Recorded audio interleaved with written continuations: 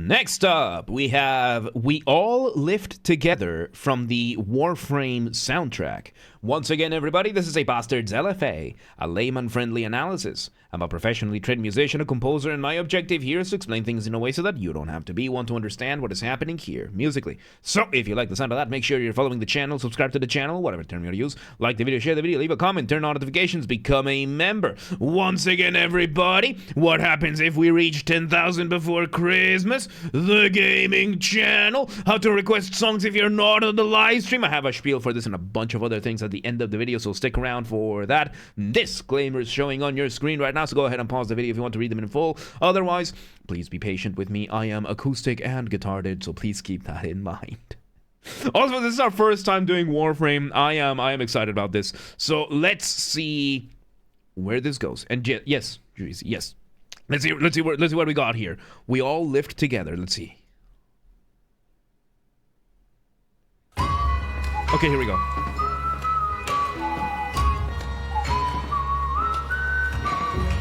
Okay, so we start with us whistling. Nice ass shot.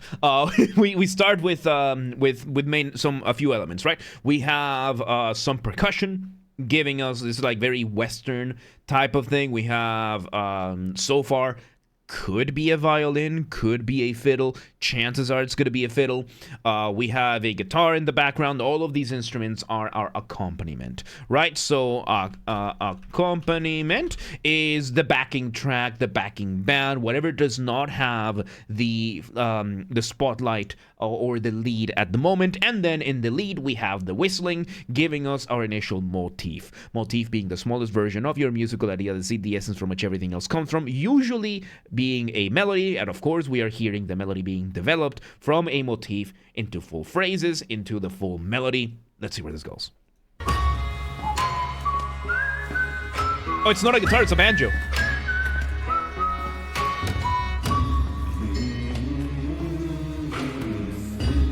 Oh, okay, so it seems the sounds we are getting, the percussion, these are like blacksmith workshop mining sounds, like somewhere in between, giving you that that vibe of work, you know, of dirty, hands-on work, you know, that kind of work, like a working class work kind of thing. We now move the melody from the singular whistle to now having multiple people humming the melody over here, which is something that would be fairly common in these kinds of environments. You know, you have the shanties kind of thing where it's all of this. Quantum instrument, banjo, and guitar, no. No. No, I just misunderstood which one it was. By the way, the banjo, being the American version of the shamisen. You cannot convince me otherwise. The banjo is just a fancier version or a more stringed version of the shamisen. Shamisen being the 3-string Japanese plucked string with this massive pick. The banjo being this one. I will kill on this hill. I will kill on this hill. I'm sick and tired of people being like, I'm dying on this. I'm gonna die on this hill. No. Kill on. Like, be willing to kill on this hill, because if you're only willing to die on the hill, it means you're not willing to overcome, and I will overcome. So yeah, the banjo being the American version of the shamisen. So we have that going on. Of course, the shamisen being its version, you know, all these plucked strings. I'm being facetious on this one. So yeah, we're having the other instruments, and I think in this one we are actually using anvils as percussion. Like, I'm talking about the actual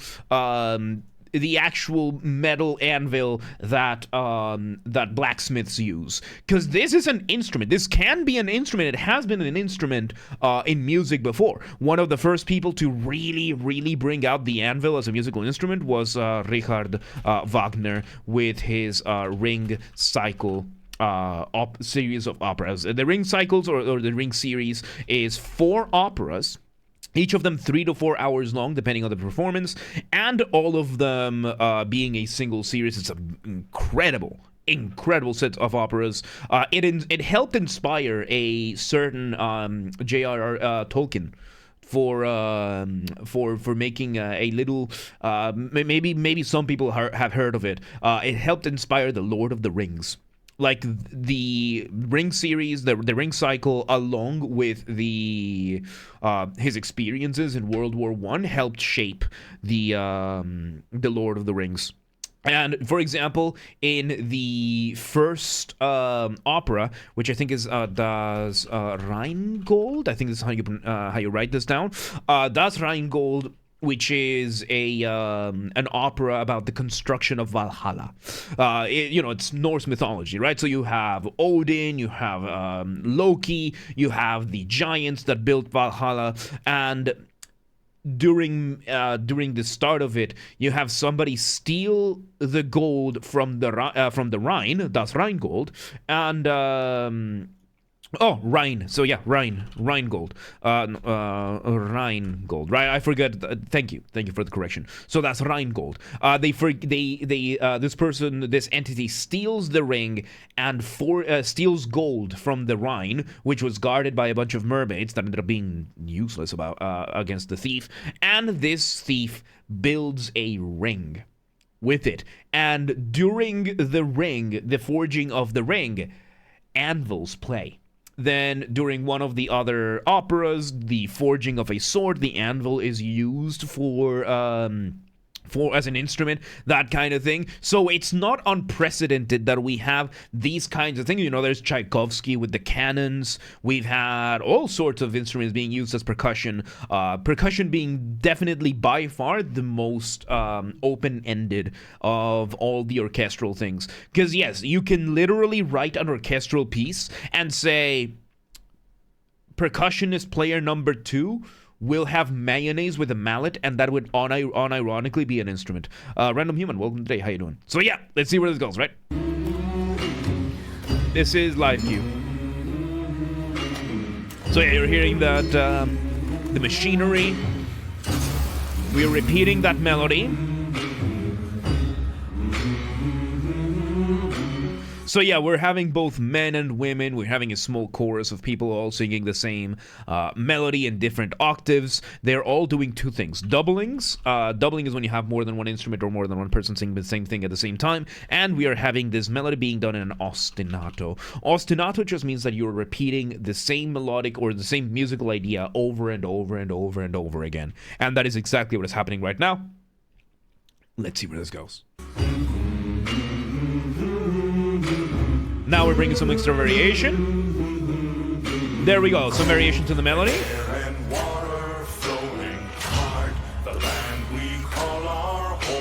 So now we bring in some lyrics. This is a song. We're bringing in some lyrics. We are singing the same melody as before. We're just using lyrics to advance this. So technically speaking, this would be a song. So we had an intro so far. Now would be in the verse number 1. Song versus piece, of course. The difference between a song and an instrumental or a piece or track would be that a song will have lyrics. The lyrics and vocals will have lyrics. Lyrics and vocals are going to be the driving force of the music during a substantial part of the music. So in this case, we were having a fairly gray area that you can have in music, which is the singing is being done through whistling, the melody is being done through whistling, through humming, which is technically song, but not entirely. Whereas instrumental music, you might have vocals, but they are not the driving force. In this case, 100% the melody is being driven by the vocals. Now we're having the lyrics being sung here. Let's see where it goes. Push to keep the dark from coming. Feel the weight of what we owe. The banjo. Oh, and it sounds like we do have an electric guitar and the banjo. So it sounds like we do have both. An electric guitar and the banjo. So yeah, we have that. Let's see where it goes. Song of sons and daughters, hide the heart of who we are. So there's both in the ensemble. Because right now it's like an electric guitar. Future, strong, united, working till we. So this is one of the cool things about lyrics and about song, that you can make we are still doing the exact same musical ideas. The big difference right now, there's lyrics and there's an electric guitar in the accompaniment now. Everything else has remained the same. But because we now have the lyrics themselves do add their own variation to the music, which keeps you engaged. Really good. Let me go back a couple of seconds because we saw the tossing here. It's probably going to be a change. Let's see where this goes. Working till we know the air and water flowing hard, the land we call our home. So now we get the doubling. We now have the men and the women singing the same thing. We got the women now coming in and doing a doubling to the lyrics. We now have another instrument over here. It kind of sounds like a synth, maybe an organ, maybe an accordion. I'm not entirely sure. Let me see where this goes. Push to keep the dark from coming. Synth. Feel the weight of what we Nice. own. This, the song of suns And yes, the women are panned to the left ear. The women are panned to the left ear, while most of the anvils are panned to the right ear. So let me talk about panning. It's been a while since we talked about panning, right? So in audio, we have the concept of panning. Panning being when you prioritize one channel over another. Nowadays in audio, we use channels. That's how many speakers your audio is designed to be able to entertain. So the first one that we had was mono. Mono is single channel, which means no matter how many speakers you have, the music is going to sound like it comes from one single channel. There's one single direction. We have stereo. Stereo right now is the standard, which is 2. You can have left. You can split into left and right, kind of thing. Then we have surround. Surround is the fancier one. This one is the one that has the most variation because we have 3.1, 5.1, and 7.1. I think there are places like the Sphere in Vegas and like fancy movie theaters and whatnot that have 9.1 or even 11.1. So the 0.1 stands, my understanding, stands for the subwoofer. The bass speaker that does nothing but the bass. Then the other ones would be the same. So the way it works, stereo, usually it's going to be left speaker, right speaker, because human beings, 2 ears, left ear, right ear, so it allows you to get the sound coming from those. Then surround sound would be 3 speakers, left ear, left, right, back. Then 5, you add 2 more in between. 7, you add 2 more in between. 9, you add 2 more in between. 11, you add 2 more in between, right? So usually these are for wearing headphones. And let's talk about stereo, right? So if you were to do this, panning would then be you are prioritizing one over the other. So let's say you have left ear, right ear, right? So you have the left speaker, right speaker. That's the dual channel. That's usually how these are divided. And then you have you here, all happy, deformed, and bald, therefore evil. So usually the way it works is that if both what about front channels? Usually that's going to be the left and right. And that's going to be all mixing because the whole point is to make your listener feel in between. Because the way that surround would be that you have the listener here and then you would have left, right, back. That's 3.1. Then you have 5.1, 7.1, 9.1, and so on and so forth. You can redistribute these speakers as much as you want, but usually the whole point of surround is that you're getting the sound from the surroundings. However, if you are doing stereo, chances are you're gonna make your listener feel like it's just like this, right? And the way it works is that, let's say we have a guitar track, right? If the guitar track is playing at 100% volume from both the left and the right ear, it's going to sound like it comes from the front. However, if you start reducing the volume on the left ear and keeping it the same on the right ear, the more you reduce the volume from the left ear, the more it's going to sound like the guitar comes from the right until you are all the way to the right or it is panned to the right. There are 2 types of panning that I see. One of them is active, the other one is passive. Passive means that at the start of the composition, you say, okay, the guitar number 1 is going to be in the right ear for the entirety of the track. Active would be that you change it over time. But yeah, this is basically how panning works. And right now we have the anvils panned to the right ear, which means the volume is mostly turned down on the left ear. It has some of it. We have the women panned to the left ear, which means most of the volume comes from the left speaker rather than the right. And we're also having another synth. So let's see where this goes. So that's a synth. And I think we have some brass. Yeah, we have some orchestral brass. So we are bringing in some. It sounds like it's either an orchestral brass or an organ. Let me hear a bit more. I think it's an organ. New melody. So there we go. So now, as I said, structurally speaking, we had that lovely intro. We went to verse 1, then we went to verse 2, and now we are in our chorus. The chorus, of course, is going to be, as you can hear, the melodies are a lot more climactic, a lot more defined. They're just a lot more mwah kind of thing. In this case, we're all lift together. The melody is going up. This is what I'm talking about when it comes to lyrics. You want your lyrics to reflect as much as possible your what is happening musically. So here the title is We All Lift. We're singing We All Lift, and the melody is going upwards. Everything is going upwards. Good touch here. Very nice touch. Let's see where it goes.